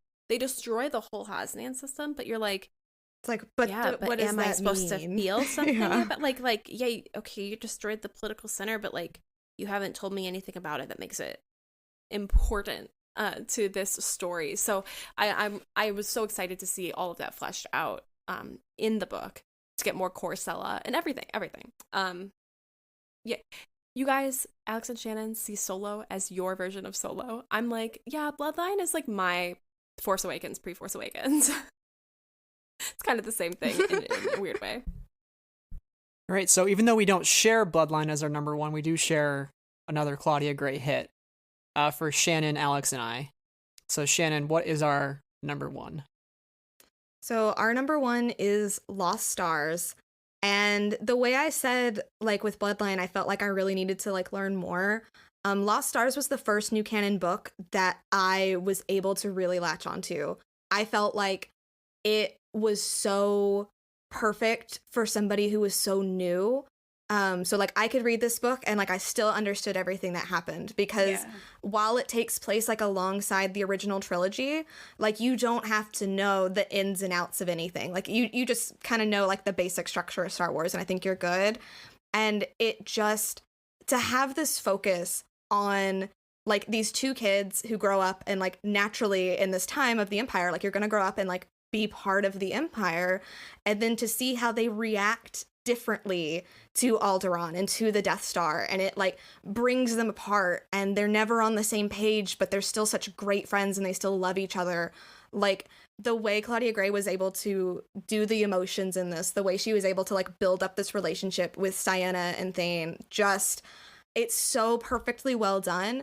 I've read this book so many times because there's just something in it every time. And every time I get to the end, like I keep expecting, like something to be different and it not to end on the note that it does. But it just, I feel like this one just for me was like, I'm going to really love Star Wars because I really loved this book. Mm-hmm. Yeah, it has romance. It has integrations of all different time periods throughout it. So I think it's like one of the books that spans the longest period of time, but that's what makes it like so intriguing, is because it is like sort of this larger look at how the galaxy has evolved, but through the eyes of two people who have always been on opposite sides. And that's what I think is like the most intriguing. We don't have enough love stories in Star Wars, like in the publishing world. I always support like more of these, and I hope Claudia does some sort of follow-up to this book, because there is definitely a potential there. I think she will revisit it eventually, especially now that the sequel trilogy is over, but I would be curious to see like where that would take place. But Alex, what do you think of Lost Stars? I think it's one of the easiest reads I've ever had. Mm-hmm. Like it just it's like over 500, 400 pages, but thick. it goes by so fast. It's the characters are perfect. She is able to integrate like every trope into the original trilogy timeline, which is like, yes, this is what like I'm signing on for. I did not read it until I want to say like before The Last Jedi. So I wasn't reading Star Wars books until probably like the fall before, and this just sucked me in. Mm-hmm. It is such an easy book to read, and it's in it because everybody more or less kind of has an idea of where the original trilogy goes, and so it's a really easy time period to like slot that story into, which makes it so digestible and enjoyable because you kind of know what's happening on the other side, not this story, but the mechanics of what's happening. And so if Bloodline was the book I read first, Lost Stars was the book I read second, and I loved it so much as well. And I really think the ending is Claudia Gray in these endings. Gosh, yeah, she really knows how to twist that knife. Rude. But like the ending of this book as well, and just seeing where like Thane and Ciena start and where they end and how they end and like what they feel for one another, yet their commitment to the duty, like the sense of duty that they feel to their allegiance. And it's a killer. It's so good. I do want to say too, in my opinion, Star Wars YA tends to lean more low YA, like more like the 14 and below side, whereas I feel like Lost Stars is like a true YA novel when it comes to the tropes, when it comes to the emotional complexities, when it comes to like the type of story she's trying to tell. I feel like Lost Stars just nails it. Every time I hear YA from Star Wars, I'm always like, well, it's not going to be Lost Stars. It's going to be like aged down. But already like from her sample with Into the Dark, I think it's going to be more of a Lost Stars type of feeling, which I'm excited that we're going to see again. I have to definitely agree. I work at a bookstore, and we have Poe Dameron Freefall shelved in middle grade. It is. Yeah, I mean it's very interesting because a lot of the books from Disney Publishing that have come out for the YA audience definitely skew on that younger end of YA. No problem with that. They like Star Wars has readers there, but I think the upper YA is the section that kind of gets missed when it comes to Star Wars readers, because I do think there are teens and I do think there is an audience for upper teens to read these slightly grittier Star Wars novels, or something that's a little bit more complex in the characters, that's not quite Thrawn, in the density of something like a Thrawn. Well, we read YA and women, it's a very women dominated section, and I have a lot of opinions when it comes to how Star Wars classifies a lot of their genres. I think they could take advantage of some new adults, especially. I was gonna say we're lacking on the new adult, and you pointed out S.A. Chakraborty should write for Star Wars, and she is a great new adult writer. She could do amazing with that. Well, they got S.A. Chakraborty, who is a new adult writer, but then they also got Kirsten White, who she's YA, but I would say she skews more new adult. So if they could write more Star Wars stories, that's what I feel like publishing is missing. It's missing that age group. It's missing that emotional connection. And part of me does wonder if it's because it is a largely women dominated genre, and Star Wars so often does kind of shy away from that, or we get books like Queen's Shadow and it ages it down a little bit, but I just think there's a huge market there if they decide to go for it. Yeah, and it's really interesting. I've been working at a bookstore for the past couple of weeks now, and I've gotten to sell Star Wars books more than once, actually. But the books I've sold have been Thrawn books, and it's parents trying to get their kids or introducing their kids that's to a Thrawn. horrible place to start for a kid. Oh, yeah. God. So, no, okay, I personally agree. And I'm one of those people, too. I'm in a Star Wars book Facebook page, and people, I have seen more than once, my 10-year-old loves Thrawn. My 10-year-old boy loves Thrawn. And I'm like, is he really reading Thrawn? Is he reading It has Thrawn? To be because of Rebels, or is he right? Is he just glazing over? Yeah. Thrawn? And I don't mean that as a dig to the 10-year-old's reading level, but I was an advanced reader as a kid, and I was not reading Thrawn. I would have not understood it. And so I do think they're missing perhaps one Thrawn for young audiences. Somebody write a Thrawn book for young audiences, please, so these kids can read a Poe Dameron free fall, but it's Thrawn. But it's Thrawn. Thrawn free fall. But it's Thrawn. But somebody write that book. But yes, there's also that, I'm trying to get my teen into Star Wars, or my freshman year high school kid into Star Wars. That's a guy, what do I start them with? Or that's a girl, and what do I start them with? And it's kind of a well, what do they like? I can find you something that's maybe a little lower or a little higher than what you're looking for. And it's a very interesting thing when you look at the grand scope of it, because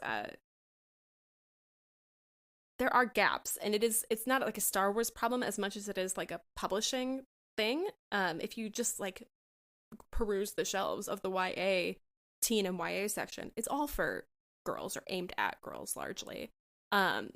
So there definitely are gaps there that I think, and I hope Star Wars fills.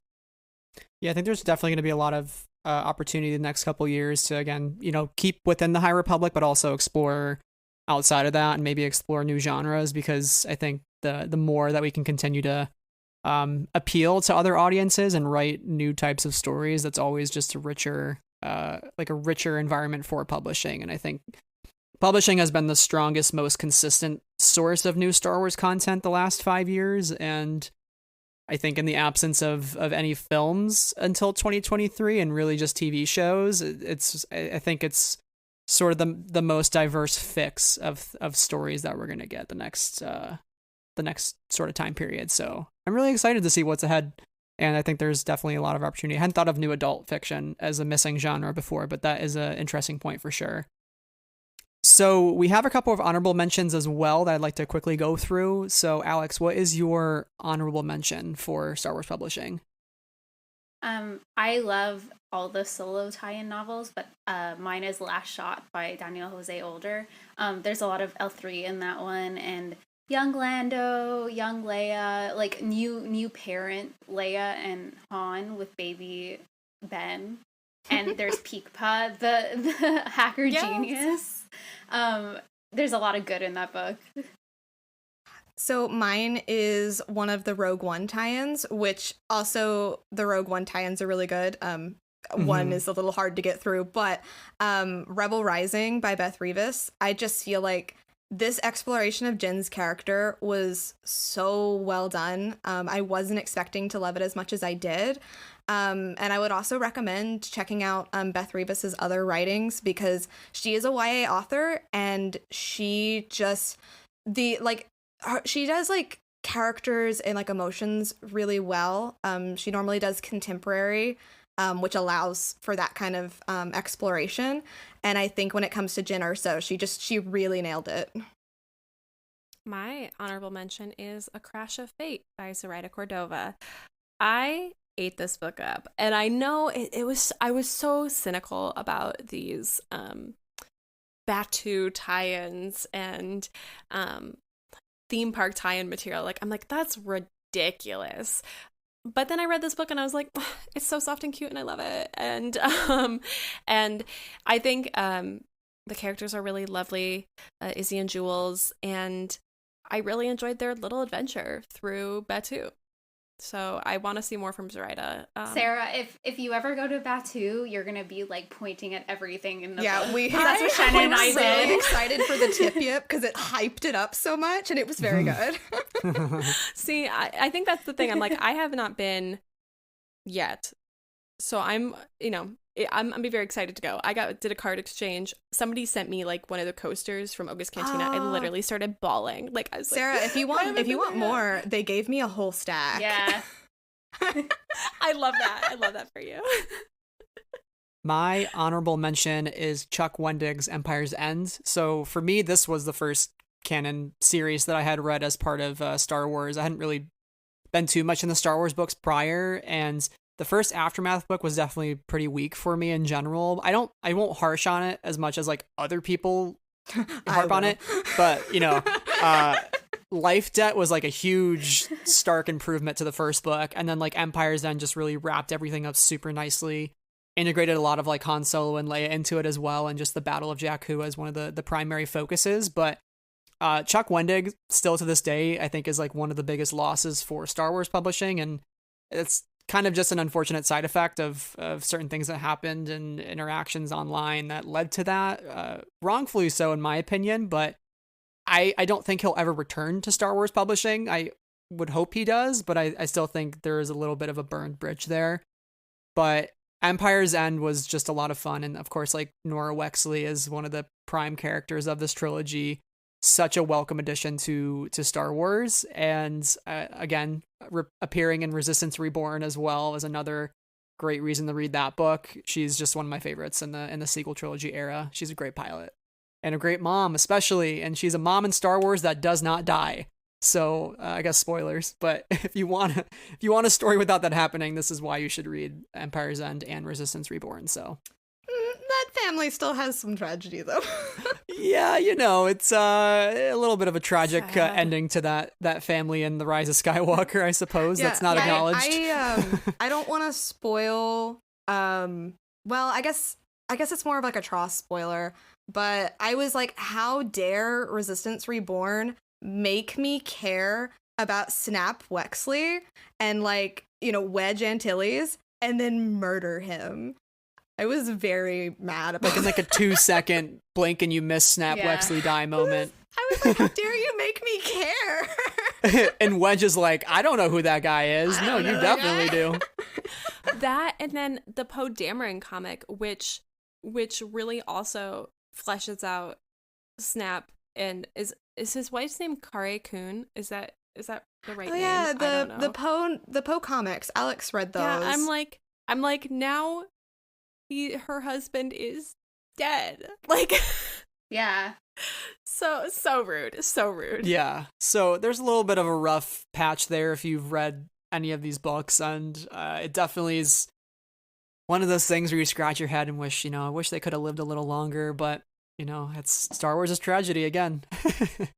That's unfortunate, but that about wraps it up though for our top 5 books of Star Wars publishing. And again, we kind of put those out there. If you haven't read any of these books yet, this is our list, our recommended list of books to read. And I think as we look forward to the High Republic, there is just a lot at stake. There's a lot of new territory to explore and new stories to write, and especially new authors to bring into the fold. I think, we're not just going to stick with this core group of people. I think these are kind of the strongest writers to kick us off into the new era and then sort of branch out once we've established the world. So I'm very excited to see where this goes. But Shannon and Alex, kind of your closing thoughts on as we head into the High Republic era and close out one phase of Star Wars storytelling, and also, where can our listeners find you online? Yeah, Alex and I are very excited to move into the High Republic. We will be covering that on Lipstick and Lightsabers as well. We are just big, huge book fans in general.